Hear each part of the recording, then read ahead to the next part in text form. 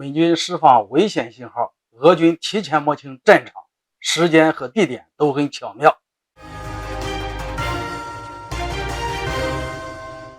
大家好，我是薛云华，欢迎收看云华观点。美军正向俄罗斯周边部署 F-22战机，而俄军也正在对美国领土进行侦察，同时对日本盟友发出威胁。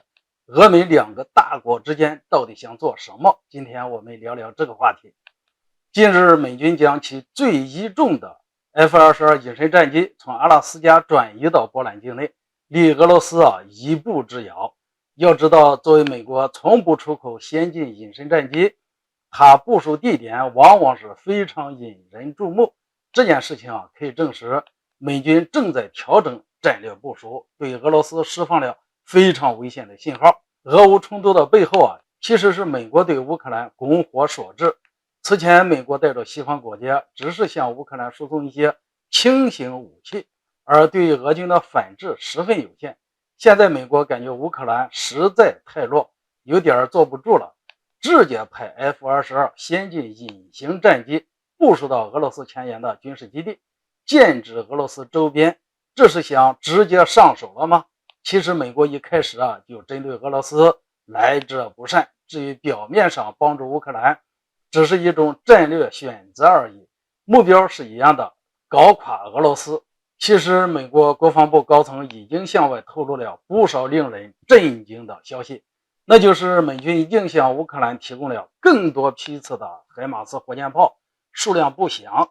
尤其引人注意的是，美军最近传出消息称将向乌克兰提供 F-15、F-16战机以及 A-10攻击机，这可是个大的新闻。这里是否说明美军之前所说的准备帮助乌克兰培训飞行员一事已经提前完成了呢？不然的话，这些战机到了乌克兰，谁来驾驶呢？难道美军要亲自上场吗？尤其是坦克杀手 A-10攻击机上场，俄军的重炮和坦克将被一个个的点穴，后续堪忧。现在美国如此没有底线的做法，普京会如何反制呢？作为一个强硬派的人物，普京断然不可能任由美国胡来，其釜底抽薪的战略及打法完全不是拜登所能比的。最近俄罗斯卫星报社的报道，美国北约司令部和加拿大联合发布消息称，在阿拉斯加附近发现了2架俄罗斯观察飞行器。虽然说没有说明具体的型号，但这不关键，关键的是普京已经开始盯上了阿拉斯加了。俄方此前就已经放出消息，如果美国不遵守约定，俄罗斯可以拿回阿拉斯加。你准备封锁我，我准备拿你的领土，这招够狠的。俄罗斯不仅要让美国有所忌惮，同时也要让美国的帮手或者说狗腿子们难受。最近俄罗斯有媒体声称，在日本一步一步的突破和平宪法之后，俄军需要做万全之策，随时准备与日本开战。